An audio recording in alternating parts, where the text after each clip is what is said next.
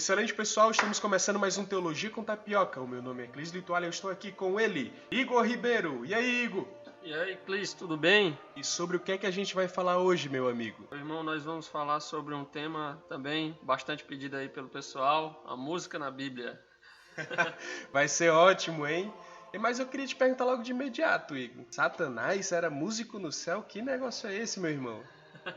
Essa aí é uma das grandes heresias aí que o pessoal conta, né, e que tem se infiltrado nos arraiais evangélicos, né? Nas escrituras não encontramos nada disso. Claro que isso é só um quebra-gelo, né? Estamos brincando, mas realmente não está presente lá nas escrituras não, viu? Aquele texto lá em Isaías e em Ezequiel fala sobre a queda de um rei e é em forma de poesia ali. Pode fazer uma alusão tanto a Adão como a Satanás, lembra um pouco realmente. Mas a gente tem que ser fiel ao texto, né, Igor? Com certeza, essa daí eu acho que era dos mesmos criadores dos levitas, que os cantores são os levitas. Rapaz, mas eu acho que eu sei qual que é a origem disso aí. Os Cavaleiros dos Zodíacos. Eu lembro que eu vi um negócio assim, viu? Então fala um pouco aí, Igor, sobre a música na escritura, se esses temas realmente estão entrelaçados entre si ou não tem nada a ver, estão desassociados. Clis, a Bíblia ela nos fala bastante sobre música porque a Bíblia e a música elas têm realmente muito a ver uma com a outra, né? Primeiramente, a Bíblia fala da música e há na Bíblia muitas manifestações e alusões à música e à poesia. Jubal, ele é reputado como o pai de todos os que tocam harpa e flauta, lá em Gênesis 4. Jacó abençoa seus filhos com belos versos, cujas rimas estão nos pensamentos, não nos sons. Moisés e Miriam celebram a libertação do Egito com cânticos. As vitórias de Davi elas são festejadas com música e dança. Salmos são entoados pelo povo de Deus ao som de instrumentos e corais. Jesus e seus discípulos mais chegados cantam um hino, possivelmente um dos salmos, depois da Santa Ceia. Paulo e Silas entoam hinos na prisão. Os estudiosos do Novo Testamento creem que Filipenses 2, do 5 ao 11, poderia ser um dos hinos entoados pela igreja primitiva. Calma aí, Igor, esse aí eu tenho decorado, hein? Deixa eu me gabar. Tende em vós o mesmo sentimento que houve também em Cristo Jesus, que tendo plenamente a natureza de Deus, não reivindicou ser igual a Deus. Antes, esvaziou-se a si mesmo, assumindo plenamente a forma de servo e tornando-se semelhante ao homem. E assim, na forma de homem, entregou-se a obediência até a morte, e morte de cruz. Por isso, Deus o exaltou sobremaneira, dando-lhe o nome que está acima de todo nome, para que ao nome de Jesus se dobre todo o joelho dos que estão nos céus, na terra, debaixo da terra. Fala aí, tu lembra logo de Fernandinho, né, em Galileu? Esse homem aqui, pessoal, esse homem aqui é uma potência bíblica, é uma autarquia bíblica. É isso aí, meu irmão. Então, esse aí é um dos textos bem conhecidos, né, do pessoal. E continuando, né, também, o Apocalipse também, ele está repleto de hinos de vitória e louvor ao Cordeiro Vencedor. Lá em Apocalipse 5, capítulo 11 também, vários textos em Apocalipse. Assim, a Bíblia não apenas fala de música. A mensagem da Bíblia ela é expressa em música. O próprio texto do Antigo Testamento, por exemplo, pode ser cantado. Escribas judeus, conhecidos como maçoretas, colocaram marcas no texto hebraico de modo a facilitar e a embelezar a leitura e o canto dos textos. E passando o tempo, encontramos também leituras bíblicas do Antigo e Novo Testamentos, já traduzidas para o latim, também sendo entoadas ipsis literis, ou seja, né, de forma literal, de forma recitativa, no canto gregoriano, que era uma parte essencial da liturgia cristã medieval. E Calvino também, no Desapontado da Reforma, ele adotou o saltério bíblico, que são os mesmíssimos textos dos Salmos, que são o mesmíssimo texto dos Salmos, como um inário dos cultos em Genebra. A perda ou desconhecimento das melodias originais ele nunca foi impedimento para que esse texto servisse de suporte para ser continuamente transmitido de geração em geração. Lutero é que sempre falava, né, Igor? A música é o melhor remédio para quem está triste, pois devolve a paz ao coração, renova e refrigera. A música é um belo e glorioso presente de Deus, muito semelhante à teologia. Eu não trocaria meus poucos dons da música por nada neste mundo. E ele fala com propriedade, né? E acredito com que humildade também. Quem já ouviu aqui Castelo Forte é o Nosso Deus e não se arrepiou todinho e não viu qualidade, potência vocal, aquela sonoridade, não ficou maravilhado, né? Verdade. Lutero é suspeito, né? E também, a respeito de Calvino, realmente isso aconteceu em Genebra, cantando literalmente os Salmos, só que nem sempre foi assim, Por exemplo, naquele comentário aos Coríntios de Calvino, da editora Fiel, ele é contra a música no culto, né? Tem fases diferentes aí de Calvino. E nessa fase, quando ele comentou os livros ali de Coríntios, ele era contra, mas depois veio adotar como... que ele veio a entender que era uma maneira de encorajar o povo de Deus. Ele viu que era muito edificante para o povo de Deus e por isso ele adotou também no culto. Agora eu quero te fazer uma pergunta aí, para tu continuar aí no embalo. O que é a música?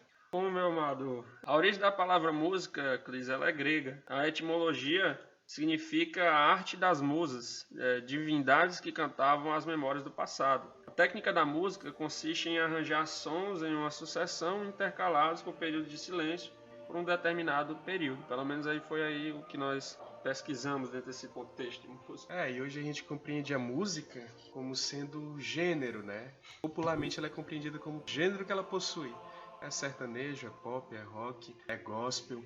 Mas na antiguidade a música ela tinha uma característica diferente, não é mesmo, Igor? A música ela tinha um importante elemento religioso.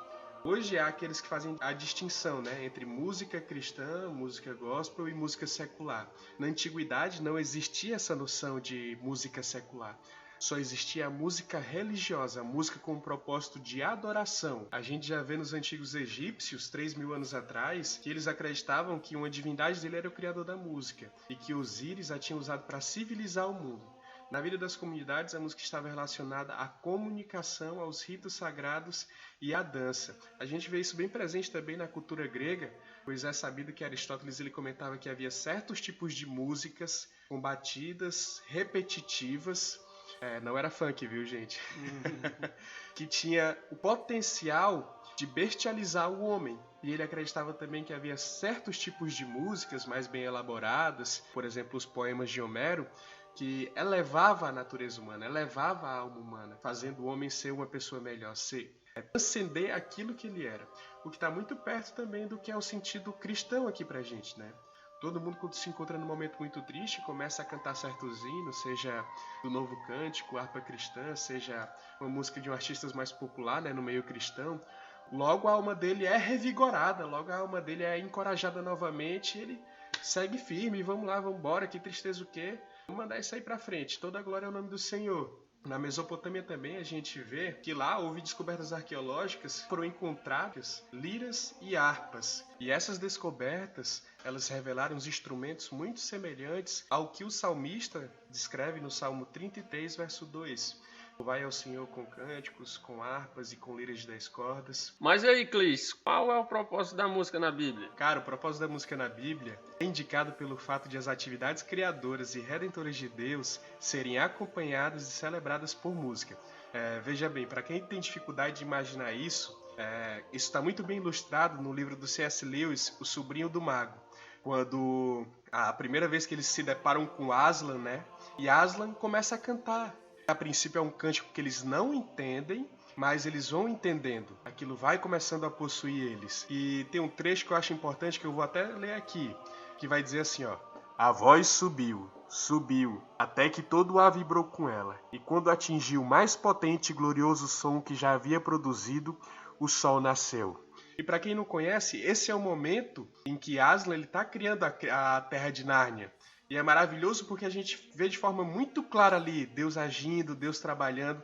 É a perfeita alegoria, a perfeita ilustração do que acontece lá em Gênesis, para quem tem dificuldade de imaginar, né? Também na Ainulidade de Silmarillion, quando Eru e Ilúvatar, a figura de Deus na mitologia ali do Tolkien, o único propõe temas musicais para os Ainur, que sejam subcriadores da criação do mundo. Retornando à Bíblia, ela vai nos dizer assim: as estrelas da alva juntas alegremente cantavam e rejubilavam todos os filhos de Deus. Isso está lá em Jó capítulo 38.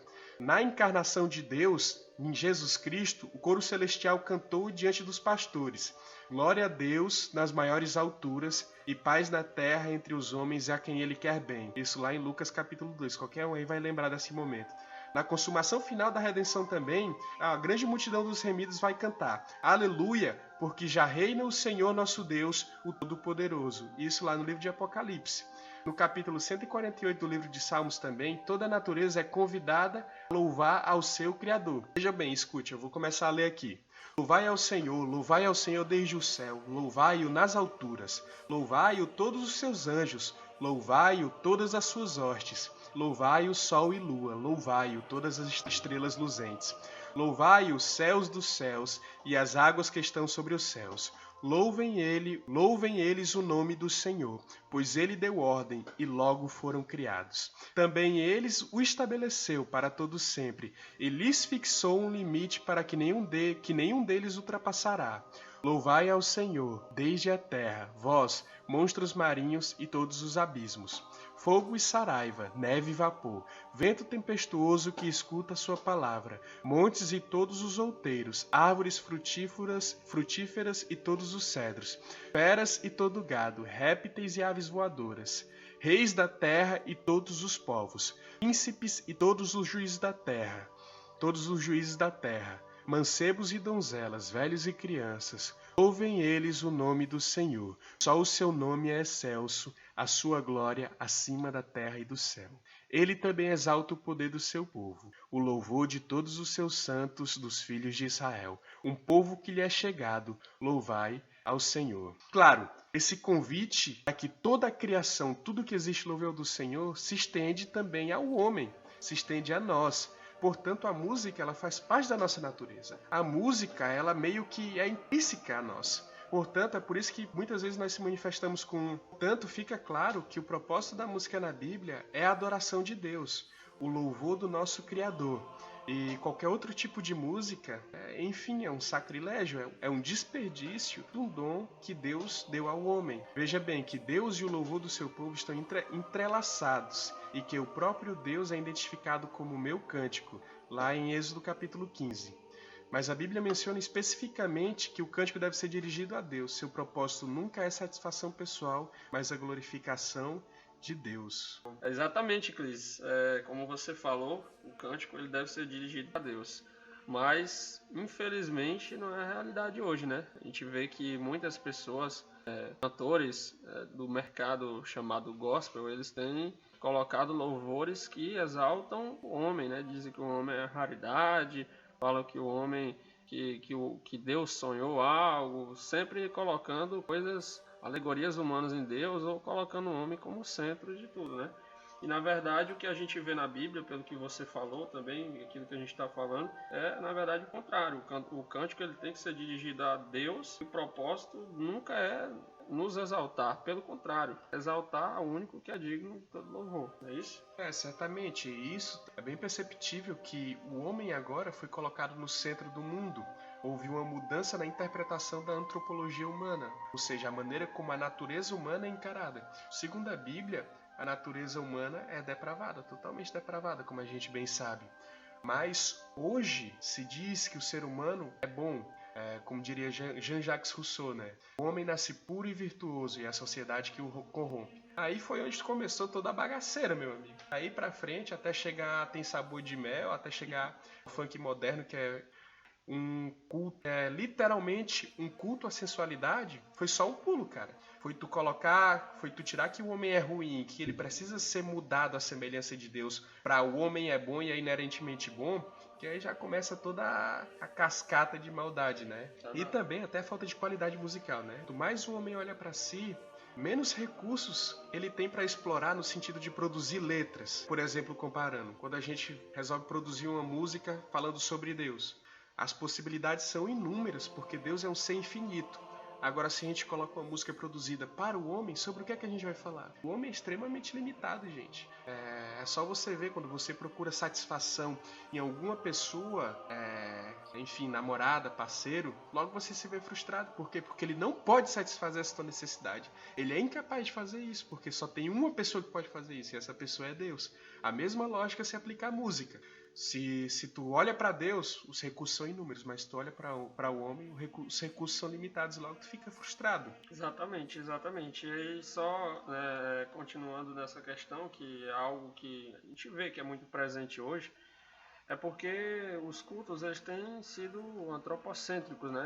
Não em todas as igrejas, graças a Deus, mas em muitas os cultos têm sido antropocêntricos na sua mensagem, né? Uma mensagem aí do coach, uma mensagem que massageia o ego, e isso também vem carregado também com os hinos, né? Hinos de vitória, hinos de exaltação, mas não de vitória de Deus, não de exaltação de Deus, mas de vitória e exaltação da parte do homem. A gente vê que, na verdade, dentro daquilo que a gente está analisando, a Bíblia ela vai sempre exaltar a Deus. E, infelizmente, muitas pessoas têm procurado justamente o contrário. Têm procurado, por meio dos seus louvores, né, vamos dizer assim, entre aspas, na verdade, têm exaltado o homem, a criatura, ao invés do Criador.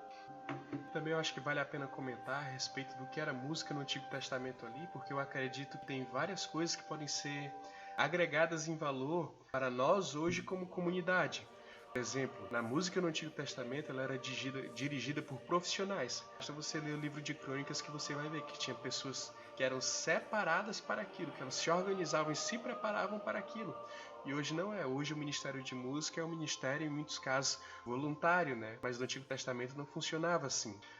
Veja, por exemplo, também no período pós-reforma, quando Jean Bach, aquele organista famoso que todo mundo conhece, pelo menos, que é um dos organistas mais famosos do mundo, que todo mundo alguma vez já ouviu uma música dele, mesmo sem saber quem ele era um músico profissional de uma igreja local, uma igreja protestante local. E ele era pago para a igreja especificamente para isso. E foi um dos autores mais prolíficos da época dele. Tanto é que hoje nós só conhecemos um terço de toda a obra dele. Somente um terço de toda a obra dele é explorado, é conhecido. Por quê?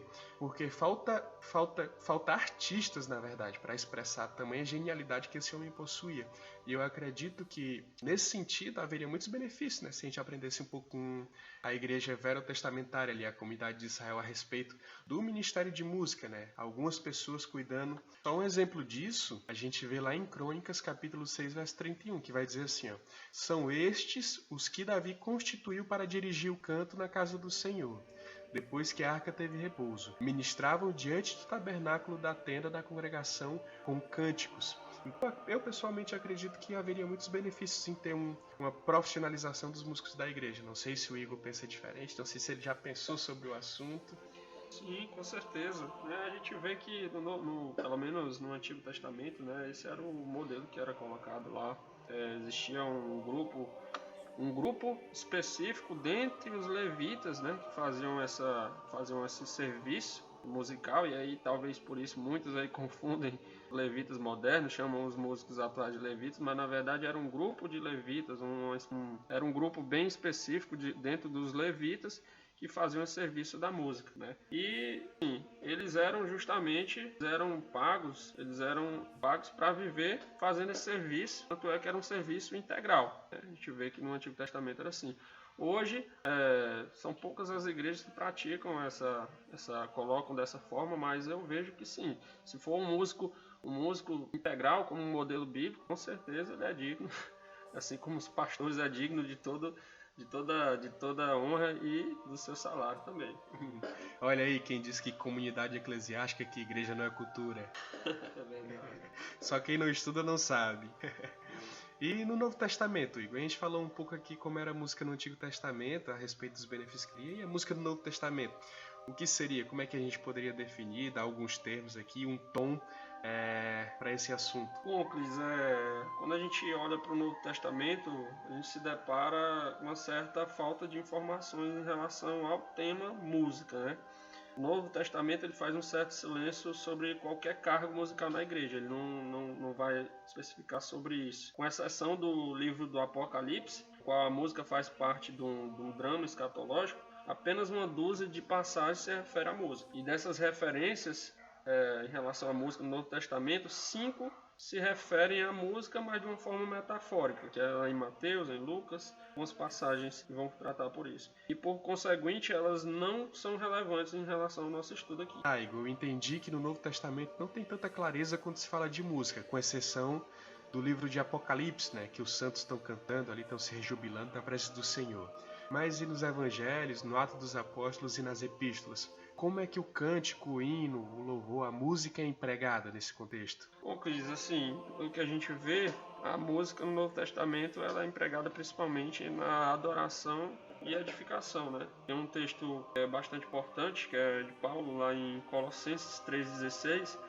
Ele diz o seguinte: habite ricamente em vós a palavra de Cristo, instruindo-vos e aconselhai-vos mutuamente em toda a sabedoria, louvando a Deus com salmos e hinos, cânticos espirituais, com gratidão em vosso coração. Então ele faz uma associação aí, tanto da questão da pregação da palavra, mas também de sermos aconselhados por meio da sabedoria louvando a Deus. E essa expressão de louvor era com salmos, com hinos, com cânticos espirituais. Então a gente vê que a edificação e a ministração para a igreja está bem integrada com os cânticos, né? Essa dinâmica atual que a gente vê de pregação mais cânticos na hora do culto já é antiga, então. Com certeza, uma coisa associada à outra. Tem esse respaldo bíblico, isso é muito importante também, né? Porque muitas vezes nós fazemos as coisas hoje no automático e não nos perguntamos o porquê.